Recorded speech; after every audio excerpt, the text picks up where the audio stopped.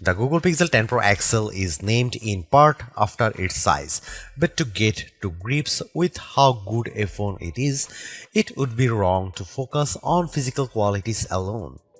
It is easy to point to things like the phone's incredibly bright display or its versatile cameras as major selling points.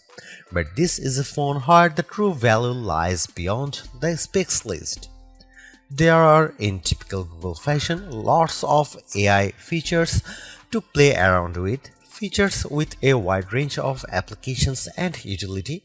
It's just a pity that Google seems to have learned some bad habits from Apple in not having all its features ready for launch day. Plus, Google flagship phones' inherent weakness in terms of power remains, even if battery life has improved. As the final big Android phone launch expect this year, I have been testing the Pixel 10 Pro XL against its main competition and also the latest iPhone just in case you are considering switching to or from an Apple phone. It's resulted in some of the most interesting phone comparisons of 2025 and I am thrilled to be able to take you through them. Pre-orders are up for the Pixel 10 Pro XL and its siblings until retail launch day August 28. If and when you decide to buy the Pixel 10 Pro XL, it will cost $1,199. That's technically more expensive than the Pixel 9 Pro XL from last year, but what's actually happened is that Pixel dropped the 128GB model. It's a shame that you can't get a cheaper extra large Pixel now, but it's not strictly a price hike. If storage matters to you, you can spec 512GB or 1TB for $1,319 and $1,549 respectively. But increasing the storage locks off certain color options. Only Obsidian Black offers all three options, while Jade Green is only available in the basic 256GB. There are no big changes from last year in terms of overall shape or materials. Google is still using matte textured toughened glass on the back, Gorilla Glass Victus 2 on the front and shiny aluminum sides holding them together. There is still a reliable IP68 dust and water resistance rating too. There are alterations to be found if you look closer. Google made the phone's rear G logo metallic, slimmed and bezel around the rear camera bar, moved the SIM card tray to the top of the phone and added a second speaker opening to the bottom. But the only real difference is the overall width. The size change results in a larger display and a total weight that's about 5% heavier than the Pixel 9 Pro XL. That gives the Pixel 10 Pro XL the status of the heaviest of the main flagship phones on sale today, although only by a few fractions of an ounce. One other changes that applies only in US Pixel 10s is the removal of physical SIM support. It's eSIM only for American customers, while the rest of the world can still plug in their nano SIM card. Your four color choices for the Pixel 10 Pro XL are Moonstone Blue Gray, Jade Green, Porcelain White or Obsidian Black. It's a reasonable amount of choice, but the Pixel 10 base model has the most eye-catching hues in the family.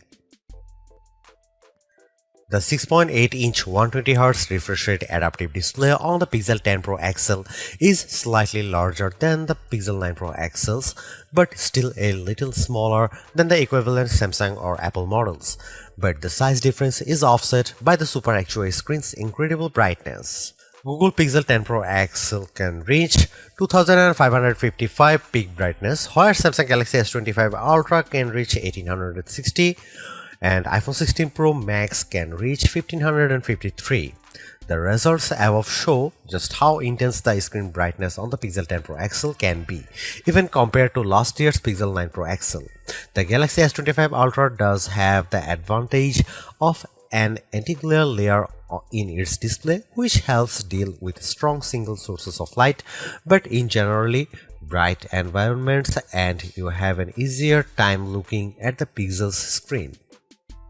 Looking to the other results, we see the Pixel 10 Pro XL lags behind the S25 Ultra in terms of color gamut coverage and also color accuracy. In the default vivid color profile, the potential buyers needn't worry too much about that. The Pixel 10 Pro XL is still a great device for watching video or browsing photos on.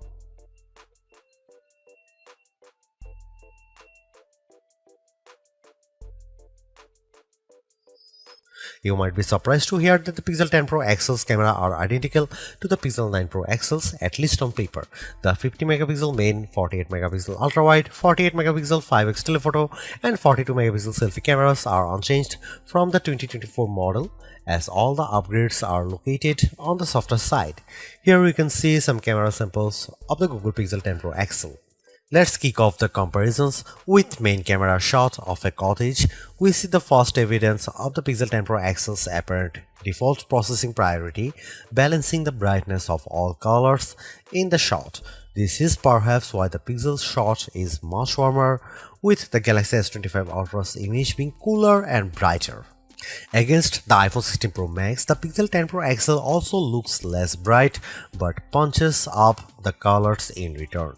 The trees in the background in this view across a park are much easier to make out in the Google photo. And how does it compare against the outgoing Pixel 9 Pro XL? This photo of disused telephone box shows that the Pixel 10 Pro XL gives slightly stronger colors on the blue end of the spectrum, but is otherwise identical to the Pixel 9 Pro XL's image.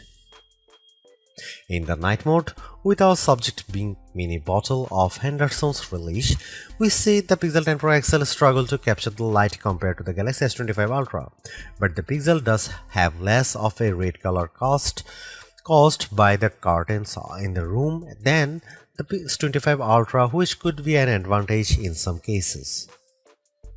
Switching to the ultra-wide cameras and looking over a small stream in a wood, the Pixel's image pales compared to the S25 Ultra's far brighter shot.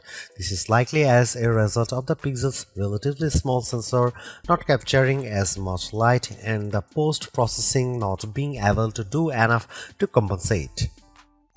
Macro mode also uses the ultra-wide sensor, comparing to the Pixel's effort against of the iPhone 16 Pro Max of a pink flower. The Pixel's shot is darker, again likely because of its small sensor, but the image still has good contrast as we can still make out the detail in the flower's center.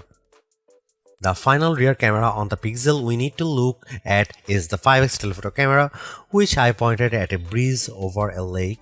The Pixel has tried to balance the mix of light and shade in the shot, resulting in an apparent lack of color compared to the S25 Ultra, while the Samsung's shot's richer color of the water is appealing. The breeze is blown out in return. The Pixel 10 Pro XL's telephoto camera offers up to 100x max magnification for the first time, except with the power of ProRes zoom. Images at the level are still legible, albeit potentially inaccurate, but let's start at a less extreme 50x. Zooming in on a milestone's curved lettering, it's already obvious that the Galaxy shot is noisier than the Pixel's, but based on my own observation, the Pixel has over-smoothed the stone, removing some of the texture in an effort to clean up the shot. At 100x, this effect is even more noticeable. A stone that's been sitting outdoors for who knows how long is unlikely to be as smooth as the Pixel's shot would have you believe. But in terms of legibility, while both photos still show the lettering clearly, the Pixel shows them in crisper detail. When exporting the images, the Pixel 10 Pro XL conveniently gives you both your original ProRes zoom shot and the processed version, along some interesting comparisons. For instance, we have here a church window about 1000 feet away from where I was standing as I took the photo. It's an impressively sharp shot, but the Pixel's processing system seemed to have read the stone bars between the glass as wood, adding a vertical grain effect. While the detail of the brickwork has been impressively recovered, it shows a big limitation of these generative detail enhancing tools. It shows you what's likely to be there rather than what truly is there. Google enhanced some of the camera's associated features, such as making best take active automatically with enough photos and offering 50 megapixel resolution for portrait modes. But the all-new feature, and the one I spent the most time with, was Camera Coach, the new photography teaching tool that's accessible right from the viewfinder. This is currently in preview, so hopefully it powers will multiply in the future, but right now it's more of an interactive forming tool.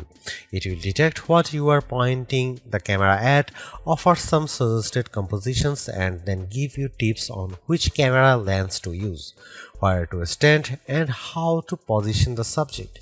If you can, it's a fun, personalized way to learn, but there are so many more tools in the Pixel 10 Pro XL's toolbox.